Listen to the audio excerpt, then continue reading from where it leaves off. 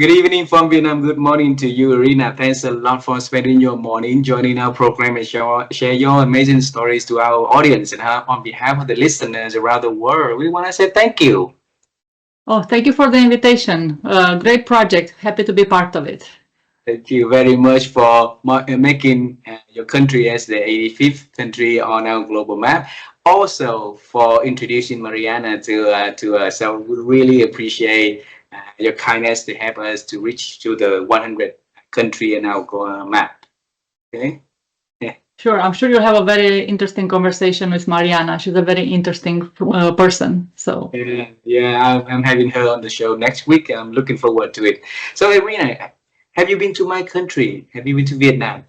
I never been. It's on my to-do list, though. I Yeah. hope I'm not too late until it becomes too touristic. It's becoming more and more touristic. I think. I wish I could have come there 20 years ago. But yeah, it's on my to-do list.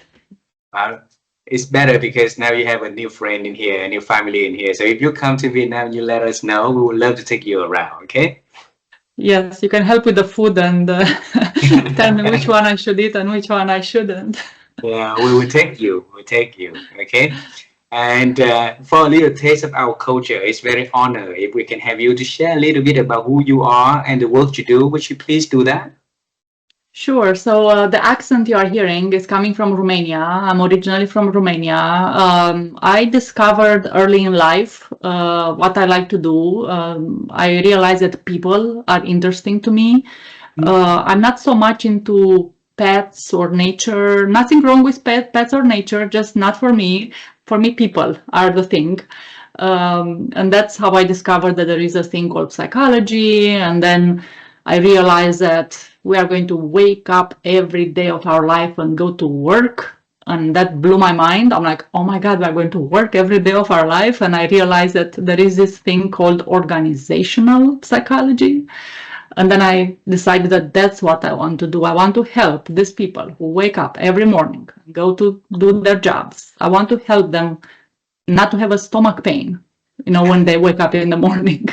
I want them to be better equipped to handle the work ahead, to how to handle themselves and others and interrelation and how they think about what they can do and all of that. So very happy that I discovered this profession of organizational psychology. And after 20 years of doing it, now I'm mainly focusing on coaching. I think coaching is the shortest way to help that person wake up in the morning without a stomach pain. There are other ways of doing it, but I think coaching is the most effective way. So that's very quickly about me, and happy to talk more about Romania if that's part of the show also. Hey, you introduce your career, your journey, your love of work, of helping other people in less than 2 minutes. So it's not fair for our audience. So for sure, we're gonna travel time. We're gonna explore it. And Irina, I interview over 1,200 people around the world. Right, very few people on the show had the opportunity to realize what they love doing at a very early age. So it's very interesting for me to know why you love working with people, understand more people. So let's travel time. How does that sound to you? It's hard to say, I always think about life, like we live just one life. We don't have experimental groups or control groups to see how life would have been if different variables would have been different. So um, should I share a little about my early life? I'll lead the You way. laugh. Okay, I'll lead the way. Okay. So Yeah, travel but time. When I was little, I grew up in the middle of the country called Da Nang city. And when you come here, I'll take you to that beautiful city. So it's very beautiful. Back then, it's very poor community. And one night we grow up, we had electricity. The next night or so, we didn't have. So at night, right, when the moon rises, it's beautiful. So my first dream about the works that I would do will be traveling to the moon, be an astronaut or so. Life did not give me any opportunity to do that, Irina. But it's besides that, we've been able to interview a lot of astronauts. One of them actually went to the moon, right? And for you, when you grew up, what was your first dream about the future works that Irina is going to offer to this world? Huh? Mm-hmm. Okay, I'll start answering very far away that question. We'll see where we go. Living in Romania, I was 11 years old when the communism failed in all the Eastern Europe. I found myself being very lucky that I was just 11 years old. So I didn't actually feel how easy to live under the communism. I remember very little. I remember the electricity problems, again, doing work at the candlelight or staying in line for food. But as a child, this is just like normal. Like you don't overthinking. Like, hey, I have to stay in line. I have a coupon. I have to get my bread. Like, sounds dramatic now, but then it was not. It was just what we were doing. Very lucky that I did not get to live actually I didn't understand actually what was happening. So after the communism fell and I started growing up a little and I learned a little more of what was happening during the communism, I think one of the things that really shocked me the most was the lack of free speech. So you couldn't speak your mind, you know? So that to me was shocking, and I was so impressed by these people who didn't care about that, you know, and they did spoke and they did wrote letter and they did oppose the regime and they did end up in prison and they did die, many of them.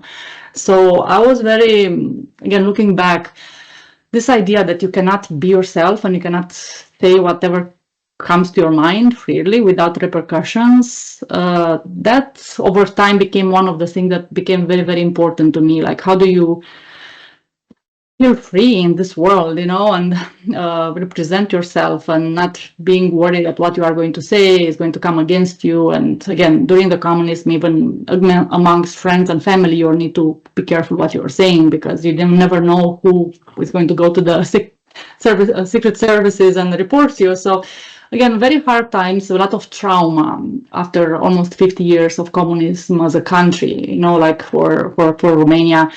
Again, me, very little portion of that. I was actually living it and aware of it. So just looking back, I'm thinking how many generations were messed up because they were born in the wrong place, the wrong time, and how lucky I was that I didn't do that. And I know that I'm talking about Romania now, but I know there are other countries in the world under a lot of conflict and problems right now. So it's such a accident that we get born, when we get born, and where we get born. And we should, those of us who are more privileged and are lucky that way, we should enjoy life a little more and be grateful for what we have. So I'm saying all of this. I don't know if it informed my profession necessarily, but it informed my way of thinking about the world and me traveling, living in Spain for a while. Now I'm living in US. Life is full of possibility, the way I think about it, you know, like there is really no reason for somebody like me to ever complain, be stuck, be lost, be like, no, there is somebody like me has all the resources in the world to go through this life with joy and happiness. And I wish that for more people. I know that you mentioned that from your interviews, not everybody found earlier. Sometimes people don't ever find what is it for them, you know. So that's what this profession allows me to do, to help more people find what is it for them. So help them go through this life with a little more ease, a little more peace of mind, like doesn't worse it all this struggle and all these troubles that we are creating in our mind, when actually we do live in a pretty safe place, many of us, and we are able to put food on the table and all of that. So can we enjoy it a little more while we are here? Yeah. Wow. There's a few things that we couldn't choose in life, you know, where we're born and which family we're born in, right? So, and I think all of that is something that beyond our arrangement. So it's something that is upper we don't know, right? And but what you do at the moment is to help people to really reclaim their life through the works, getting the job, and the job that fit with them, make them happy. And I really like the way that you put it there is to exercise the power of choices in life, right?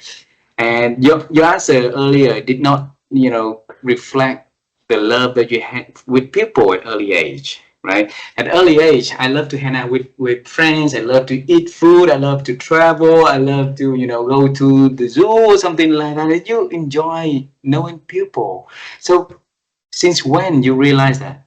At what age? Yeah, so I'm an introvert. So people is not necessarily a top of mind or a need. Like I don't need people. I don't need to be with people. I'm fine in my head by myself. If you put me in a room for weeks, I can stay there by myself and entertain myself.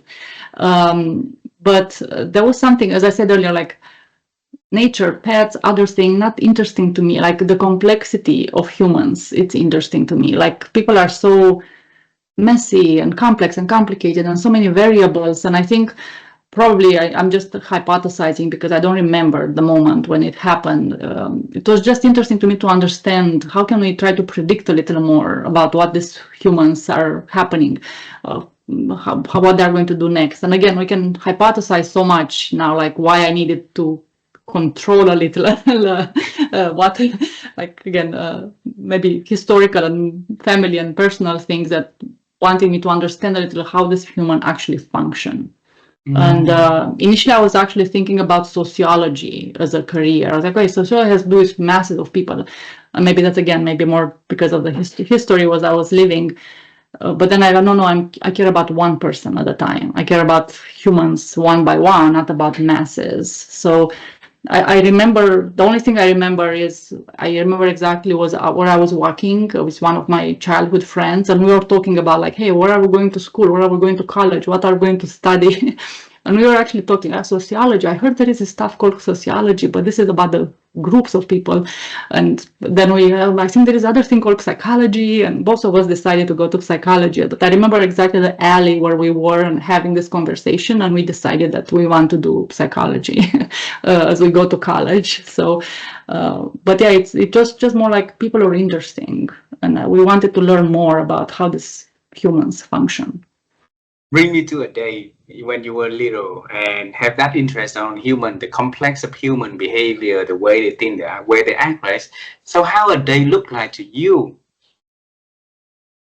Probably unpredictable and again messy, and like when this ended up being true. Once I have two masters and a PhD, and I did a lot of research and read a lot of research about human behavior, and it's always very hilarious to me when, I mean, there are so many articles, so many papers, so many complicated models of if you do this and this and this, then.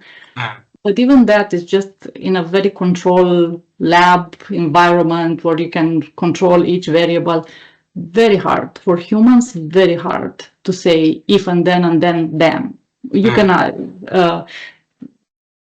It needs to be a very sterile environment, and very, again, in the lab to be able to predict what the human is going to do next. So that's I think that was happening to me early on, like just like so into how all these variables that create ourselves interact, and as a result of it, our next action is this, when it could have been that.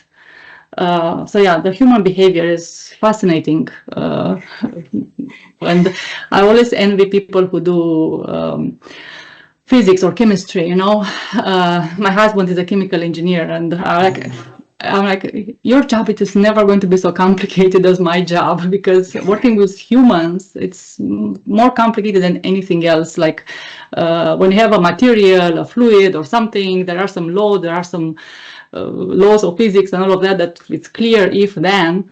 With human, it's very hard to say if then. I bet that back then when you were little and you shared your dream, your passion about understanding human behavior and understanding people, right? There would be people in your family, in your circle who who oppose for that, or who support you for that. So I'm just curious how people talk to you about that idea that Irina had. Yeah.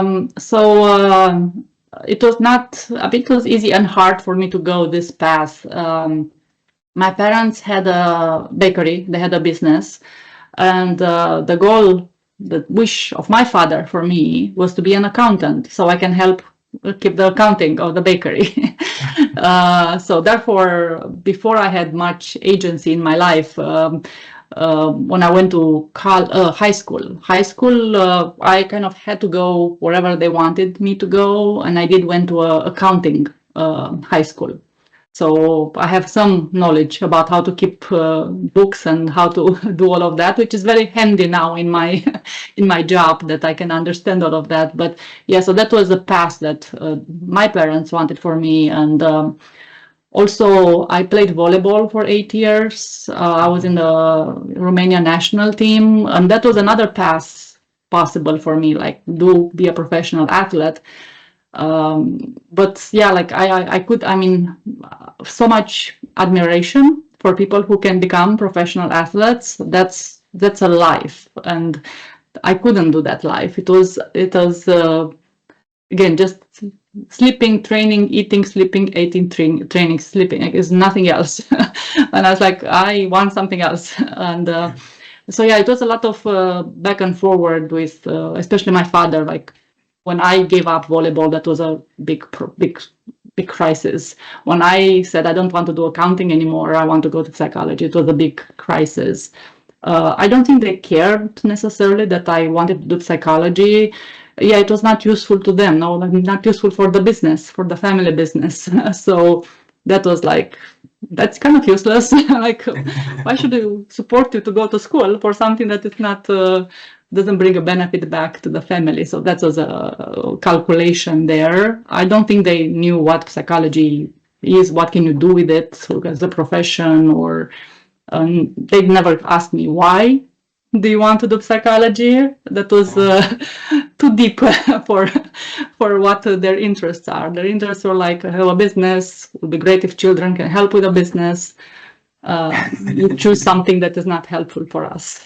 So Wow, I did not know that you play 8 years in the Romanian national volleyball team. So that path also takes you everywhere to play and to meet people also, right? yeah, it was 8 years playing volleyball. Only the last 1 or 2 years I was selected to go, because I started playing when I was in the 5th grade, and I played until I finished high school.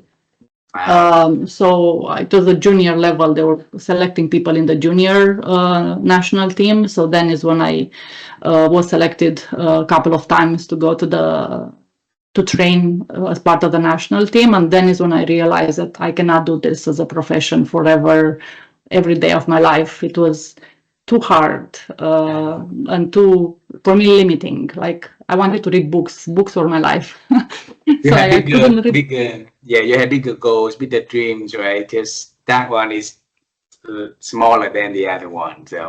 So uh, we want people to understand more about the love that they have, and have the resilience a little bit more to pursue for what they love doing, right? So when we look at your what you had to dream for a very long time, in very early in your life, right? That you keep that dream with you for a long time. So I'm just curious to know, where did you find that curiosity to pursue, the resilience to go against all the non-supports or all the challenges along the way to pursue the dream? Mhm. This will sound such a cliche, what I'm going to say, but I don't know what to do. There is no other way of saying it. If you find something that is interesting, I mean, it's not a job, it's not a profession, it's just something that's interesting. And you are every day you wake up and you do something that is interesting. So if this is what I'm trying to do with my clients, like also like what's interesting, because if you find what's interesting to you, you will never get tired. It's never going to be too much. It's never going to be boring. It's never going to be burdensome. It's going to be interesting. You're going to be curious. What else? What else? What else? So again, I was very lucky that I found something that was so interesting. Human behavior. There's never an end of exploration on this topic. So that's what for me, it gives me, I mean, I don't even think as a resilience, or it's just something that there's no other, nothing else is so interesting. I will keep going because it is so interesting. So again, once you, I mean, it's so true, that cliche, like, something like, if you find something interesting, you don't feel like you are working, you are not going to work a day in your life if you find something that's interesting to you. So that's how I feel about my profession. Like, yes, I need money to put food on the table, but I would have done it for free also because it's so interesting. So I think it's easier. Life is easier when you have this easy energy that comes from doing something that it's interesting. If it's not so interesting, it's a little hard. You have to push a little that boulder up the hill. You feel the heaviness of it. I'm not saying that this other way is not heavy, it's not hard, but you don't feel it. It's like you kind of you fly a little through it versus pushing it. So yeah, life is hard, whatever you do, but if you do something that it's interesting to me, it's a very useful word. I'm not using the words passion, for example. That doesn't work for me. Might work for other people. If that works for other listeners, like, use the word passion. What I'm passionate about. For me, it's like what I'm interested about, and that will create that easy energy that you don't feel that actually it's hard every day. Because interesting is, it's not the, like, measurable. It's not touchable. It's only can feel about it, right? So that's why it's hard for many people to really look at something and say, oh, this is interesting, and I'm gonna give my energy and resources to make sure that I pursue that. So that we pursue one thing to the next, right? So in your own definition, Irina, what interesting is? So you said something, and I'll say it a little. You said the energy, like, if I find something interesting and then you put the energy, it's kind of, I think, a little different. Like, the energy comes from being interesting. You don't have to put any energy. If you find something interesting, the energy is there. This is like the easy energy that will carry you away. I think many times the issue, like, again, I was lucky that I found something that is interesting to me early in life. Not everybody is like that. And working with my clients, I see that for many of them, if you don't find it, the work ahead of those who don't find it is to keep exploring. And when you explore and try different things, just from probability, you are going to find it if you try more things. But if you just try one thing and two things and say, it's too hard, I'm going to stuck with this one because I don't know what else can it be. So if you're stuck there and you don't give yourself more chances to explore different things and keep finding where that easy energy comes to you, and that's why people make this mistake. They, early in life, either parents or, I know, family member or somebody says, hey, go and do this. This is going to be good for you. And I do have clients like that. I have a client that she's a physician, so a medical doctor. She was 55 years old when I was coaching her a couple of years ago. And she broke my heart when she said, you know what? I never wanted to be a physician. My parents wanted me to be a physician. And here I am, 55 years old. I want to do something that I want. What is it? I think it's never too late. You can always embark in that journey to find what is it. But it's so hard to go through so much of the life doing something that is not coming naturally and easy, and because you should, you're told, and this is a correct thing to do. And then I'm so happy for her that she realized before it was too late, and too late is the day you die. The day when you die, you cannot do anything else anymore. But before then, you can always do something different. But you have to explore, you have to sit a little with the question and not give up. Don't just say, I cannot find it, I don't know what it is. Okay, that's one option, but then you have to be okay with the consequences of not trying to find it. So if you are willing to put some effort, energy to explore and find and try, you will find something a little better, at least a little better. So Unfortunately, again, not many times things come with an effort, like things don't come just, they don't knock to our door and say, hey, here I am, this is what you should do. You need to do an effort to find it. Beautiful. And Irina, my wife and I, during this journey of interviewing people, we found a few platforms. One of that is called helloNEWNESS. So if you go to my LinkedIn, we see a lot of sharing about that. We did a lot of keynotes and sharing about the frameworks of helloNEWNESS. And that is because every time that we talk to amazing people that doing amazing work out there, we see that they always embrace newness in life. They look for opportunity, they look for options, they look for solutions, they look for alternative way of thinking, of trying, of doing. And even if they on the right track into, they're still looking for things that can improve upon, and add more values, right?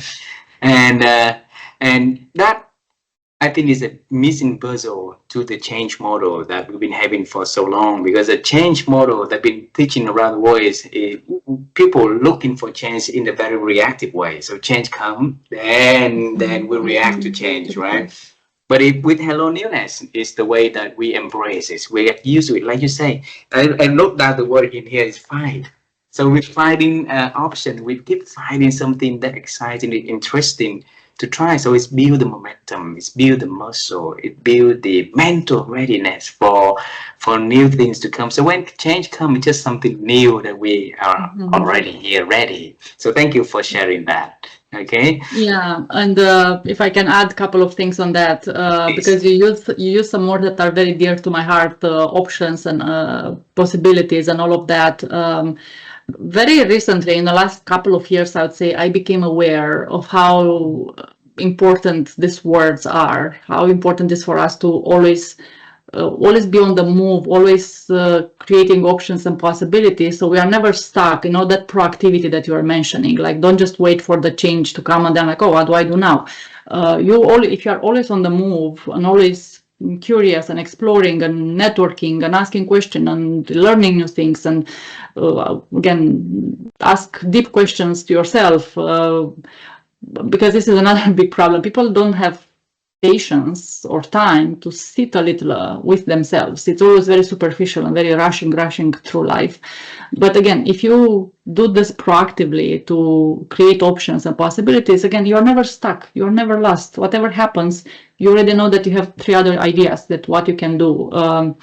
And coming back to the idea of freedom, like for me, freedom is, I don't know if it's because of the communism past of Romania or for other reasons, but for me, freedom is a very important thing. And I feel like it's very hard to go through life when you don't have mental freedom or physical freedom. And this is where the options come into play. If you have options, you are always free, because there is always something you can do. You are never imprisoned by the circumstances, by the context, So very big fan of this proactiveness that you mentioned. Again, many people, something just happened already, and then you have to learn how to create options for yourself. But if you can, as a way of living, just always think about options, it's going to, again, it gives you peace of mind. This is how I think about it. It just gives you peace of mind that you know that you'll always figure it out. So in your professional opinion, how can we build that muscle of readiness? So first of all, where I would start, and by the way, I'm writing a book about all this topic of options and possibilities. So don't hold your breath. It's going to be a couple of more years of me babysitting the book. But one very important starting point, I will give it 2 starting points. One is learning more about how the brain works, learning about neurosciences, and neuroscience is a very young science still, so they try to figure it out exactly what's happening with this brain. But once again, the little that they know, if our listeners can want to do this, go and listen podcasts of neuroscientists and see how they talk about and what do we actually know already about the brain, how the brain works, and you will be shocked how much power we actually have on our brain. It looks like things are happening to us. We don't have control over our emotions or our thoughts. The brain, as one of my favorite neuroscientists says, the brain is a piece of meat in a dark place. That's all there is, a piece of meat in a dark place. We tell to this piece of meat what to do. It's not the other way around. So even understanding this power that we have at our fingertips to influence this brain, I think even that will create so much possibilities and so much freedom. So that's one way to get ready, understanding how much we have under our control. The other thing that I always work with my clients on is understanding your core values. And again, so once you know your values, your non-negotiables, your principles, your North Star, however you want to call them, I call them non-negotiables. Again, word value doesn't work for me so much, so I call them non-negotiables. That again brings so much simplicity in your life. You know exactly, like every decisions you make is like, okay, does it bring these values are in agreement with that decision? So this is how you can get ready when tough times come. You are not starting from scratch. You are not like, I don't know what to do now. No, you know that you have some control over your brain. You know your non-negotiables. You know your strengths. Another thing that it's fascinating, how many people don't know their strengths. Like they should be crystal clear for us. What are we amazing at? What comes easy to us? What always can count on? Having all this information, again, you are never on zero. You are always on plus. So whatever happens, you always have something from where to take. You're never going to minus. So this is a couple of ideas on how to be ready, make yourself ready for anything. Wow. So have the values, right? And know your strength and learn about neuroscience to make sure that we can tell the brain of what to do. And I think that it's funny. I share with you, Irina. So about 12 years ago, that was the first time that I knew my strength. So my CEO and my regional CEO was telling me that do this kind of assessment, because we work very naturally on our work to grow and learning the skills from there, right? So when I did the assessment, I looked at it and I saw a lot of things that I did well and a lot of things I did not do well, and I sat down in a quiet room for the evening and I really look at their assessment and I say, okay, wow, this is really truly who I am, and I have a lot to work on, right? So thanks a lot for bringing it up, because back then, 12 years ago, and I thought that I knew, and I didn't know. I didn't know much about myself also. No need to be ashamed by that. I'm in the same boat. Like for me, it's even more embarrassing, I think, because this is in my first session with all my clients. This is one of the topics we talk about, your strengths and development areas. And I do this for years. And one day I realized that I did not do it with myself. Like I did not sit down with myself to think about it, because I know, I kind of know, but I never literally verbalize it and formalize them. And again, the brain needs to have clarity. If the brain is a mush, and the brain is like, cannot help you if you're not clear. So that's like why it's so important to know our strengths. So yeah, I feel very amused and embarrassed by how long it took me to sit a little with myself, to think about my strengths. And now when I know, for example, my fundamental strengths, that I have speed and I have focus. Now I know this is so crystal clear for my brain that I have speed and I have focus.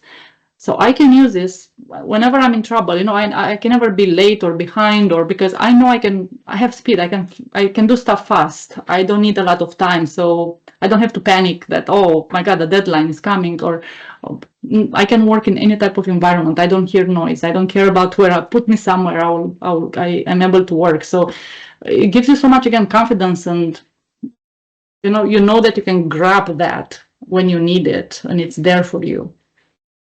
When you say that brain need clarity, right? I think that the world is full of noises today, full of noises that it's really hard for us to stay focused. And 200 days ago, we started a daily challenge. So we share a little short video, 3, 5, 15-minute max on LinkedIn every single day that people can watch. Those like mini conversation maybe between Irina and her like this, right?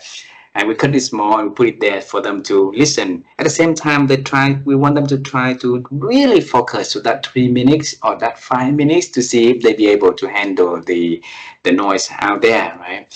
Now, that little meat in the dark place, that needs a lot of willpower to stay clear and filter of, to have clarity. So how can we have that clarity in life, Irina?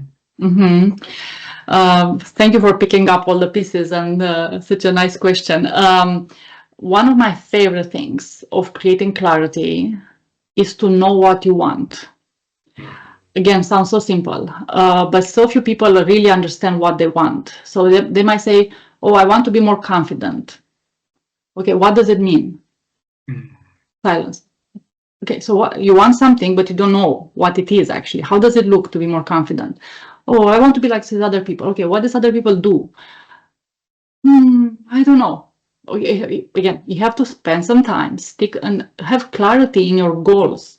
You want whatever goal you have needs to be pretty clear. It cannot be just, I want to be happy. Okay.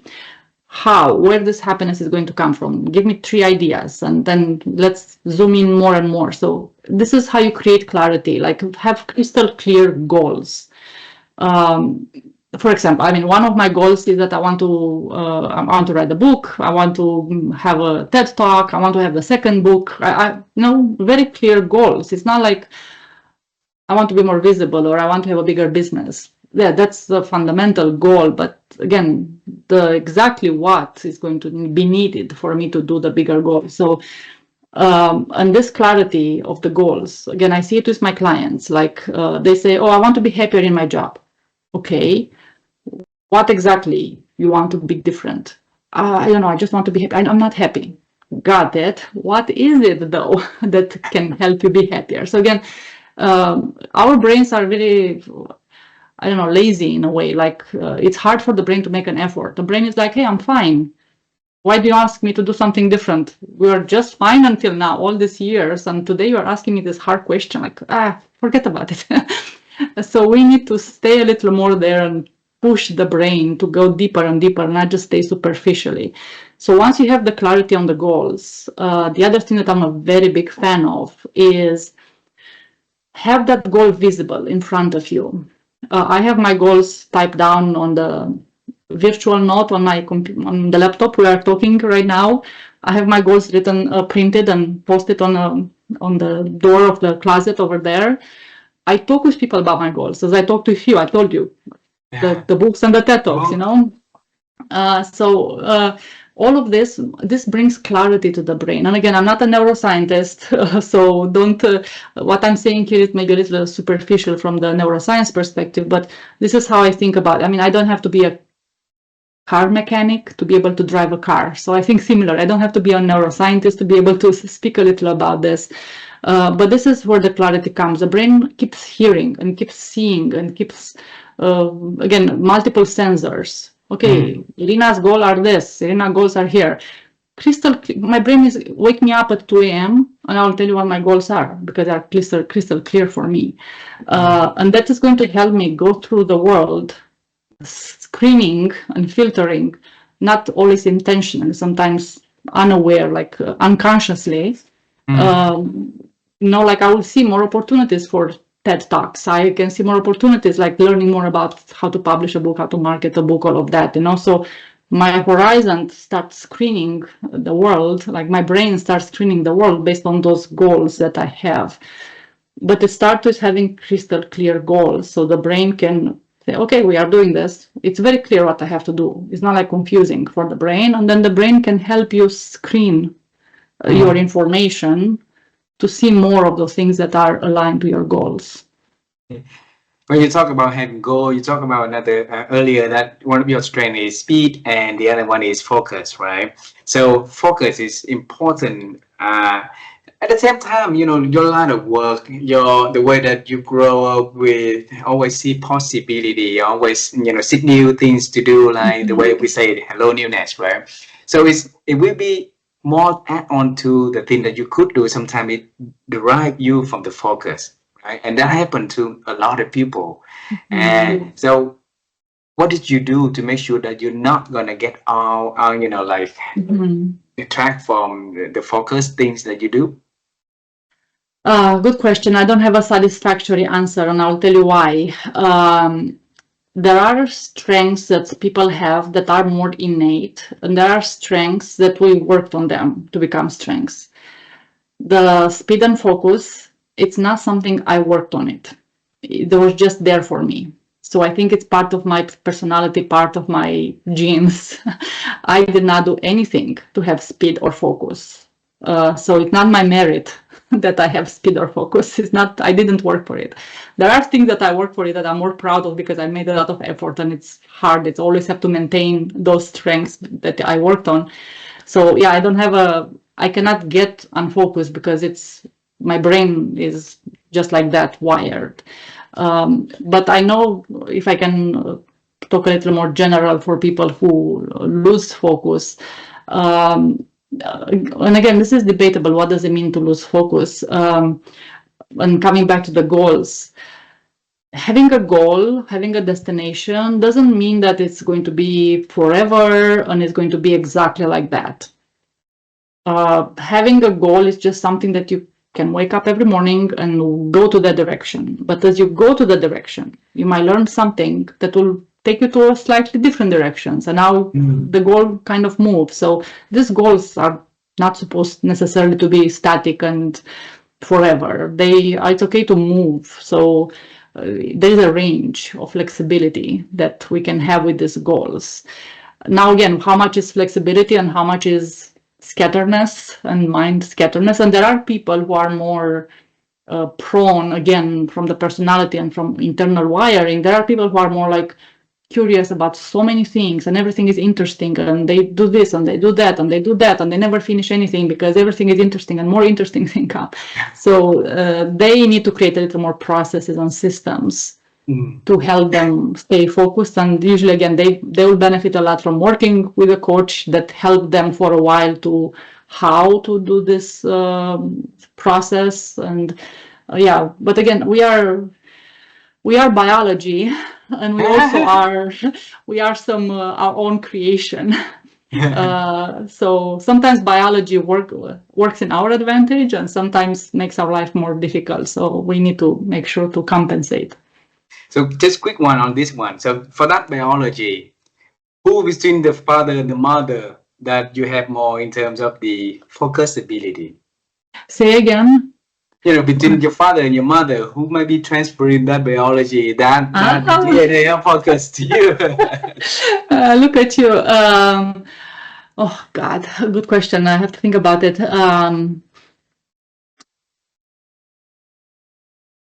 Probably a little of both, but I would say maybe a little more my father, and that's just because, I mean, now it's a little overlapping in my brain, because he had a business and now I have a business, so I feel more similarities there with how we think about things. But yeah, my mother is also very focused, like I'll say yes, maybe that's one way to say, like, both are focused, but I think my mother has a narrower interest range, but she's very focused on that, and my father is a little more broad and curious about different things, but once he can go deep whenever is interested to him. Oh my God, good question. I have the last question for this conversation. It's a beautiful conversation, and you mentioned the word think a couple of times in this conversation. My wife and I, we've been on the quest to help people to improve their ability to think, because we believe that where the transformation will happen, right? And having conversation like this is for us to know how you been growing your ability to think, so to share to others. So Irina, how have you been growing your ability to think over the years? I think for me, reading plays a crucial role. And again, it just happened that I had some books in my house since I was a child, and then I started buying my own books, and yeah, reading books and seeing, so two type of books, so fiction and nonfiction. So how fiction books can help for me was, yeah, be more creative, thinking about things that don't exist in the real world. I'm a big fan of science fiction books, so that's very interesting, like things that, you know, like it's not even around our radar. They're not going to happen in our lifetime, but so crazy stuff that you can imagine that it's possible. It's possible in that book, probably it's not going to be possible. But again, it makes your brain see things in a different way. Right now I'm reading a book, a science fiction book that has such an interesting distinction about thinking and communication. There is a species in this book that for them thinking and communication is the same thing. You know, but for us, for humans, it's not like that. We can think, but we can communicate differently, or we can lie, we can mislead, we don't say exactly what we think. So even that is such an interesting concept. Like, I never thought about that thinking and communication is different for humans. So anyway, very interesting thing in fiction. And then in nonfiction, again, more like different theories, different approach, different research, science, information, and how people think about different things, the same thing how different people think about. So it just expands your thinking and makes you, again, see more possibilities. And I think books give us a chance to live multiple lives in a way. Like we are going to just live our life, but reading books, you have a chance to a little touch how other people live, how other people think. And that's, again, very interesting to me. Beautiful, beautiful. And I see the curiosity right there inside of you when you talk about that creator in that book, you know, when the way that they think and the way they communicate is the same. And, you know, Irina, I'm asking you are the second person who asked this question on the show, and because we are building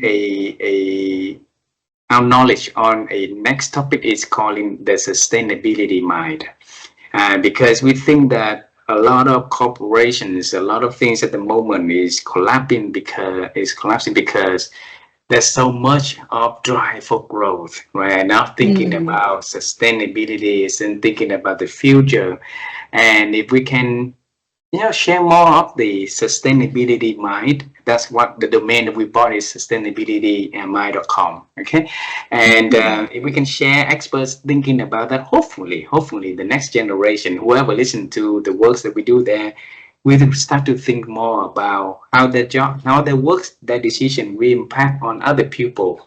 You know, like so that can also help other people find the works more meaningful, more, you know, less stress and more happy at work also. So if you can define what is a sustainability mind supposed to be for a leader, for a manager, what would that be? What comes to mind, my first reaction is, again, this idea of you need to be first okay with yourself before you can make anybody else okay around you. So you need to be that person who wakes up in the morning without a stomach pain, and with you having the tools and the resources and understanding and perspective and knowledge and ability to go through the day doing the best you can. And the best you can needs to be a little more than just average. For many people, the best they can, it's actually below average. And that's a problem. And they need to keep growing their skill set and all of that. But if you're the leader, you can do this first of all for yourself. You cannot help anybody else if you cannot help yourself first to be in an okay place. So you need to be sustainable, first of all. And once you are sustainable and you have self-awareness and maturity, and again, maturity doesn't mean age. You can be mature at 20 and immature at 50. But if you do the work and if you are careful to curate and you to become a better person every day. So again, I like how this word sustainable. If you are sustainable, then you can have a hope that you are going to help some other people to help them in their sustainability, for them to wake up in the morning. Because as a leader, you have so much power. So much power comes from that managing people, and you can have not absolute, but some power to help that person wake up in the morning, help your team wake up in the morning without the stomach pain and more able and capable and having ownership and all of that. If you cannot do that for them, if you cannot do it first for yourself, and if you are not aware, many people are not even aware that their best, it's not good enough. So yeah, a lot of introspection, self-awareness, and effort. Like this is how you became sustainable. Like it takes effort. Nothing comes easy, unfortunately, in this life. Beautiful. The last question, and I'm gonna travel time with you again. We travel into that alley where you and your friend decide between sociology and psychology, and you say, "Oh, I don't want to have like many people, just one." All right, and now we are there. Me talk to you and your friend there about the journey that Irina has been in the field of psychology, of working, and there's one piece of advice or two pieces of advice you want to give to you and your friend back then about the future. What would that you tell them? Oh my God, it's going to be so fun. It's going to be so fun. No advice. Like, I wouldn't change anything. And I know we didn't talk about this topic, but yeah, I wouldn't change anything about my life. I think it was the way it was supposed to be. Yeah, it was a good decision. It was a lucky decision. And yeah, it's a fun ride. It's a very interesting life that decision brought me. I say that this is the last question, but we still have like a couple of minutes on this. So allow me to ask one more. Is that okay? Let's do it. Alrighty. Assuming that you did not know about psychology, assuming that you're gonna pursue a career in the national volleyball team, all right, what would that Irina be? Oh my God. Very hard to answer. I never think about like that. I never think what if. I never think about that. So interesting. My brain doesn't never go there. Decisions are made. Next. I never revisit decisions. Life is simple like that. There are many more decisions to make. It doesn't worth it to be said about the previous decisions. But yeah, I think, I don't know, like my brain goes to negative places. I feel like I would have a lot of back problems, knee problems, a lot of body problems, because I know that professional athletes, over time, they accumulate a lot of this health issues. So again, very happy I did not go that way for these reasons also. And also, like I learned later in life that actually I'm not a competitive person. You think playing volleyball for 8 years in a sport team and all of that, and having games and all of that every week, or it should be a competitive person, but I'm not a competitive person. And I think that would have come across later if I would have followed that profession, because I didn't care about winning. For me, it was interesting. Again, it was just interesting. It was interesting to go to train 3 times per week for 8 years. It was interesting to me. It did stop becoming interesting when it became a profession, a job. I'm like, I don't want to do that as a job. It's an interesting thing. I want to do it. But so yeah, like, lack of, I don't want to prove, I don't want to win, I don't care about any of that. So probably I would have not been very successful in that profession. That re-emphasizes the importance of the values, the knowing our goals, right? Like you say earlier. So there's maybe many things interesting, but there's something that is more interesting and more important. So that's where you need to focus on. So Irina, has been a wonderful conversation. Thank you so much for spending your morning to join and share your story. I really enjoy it, and I know that our audience will learn a lot from this conversation. And make sure when you travel to Southeast Asia, Vietnam is on your list. Okay? Thank you. Yes, thank you for such a pleasant conversation. It was great. Thank you very much. Say hello to your family for us, please. Perfect.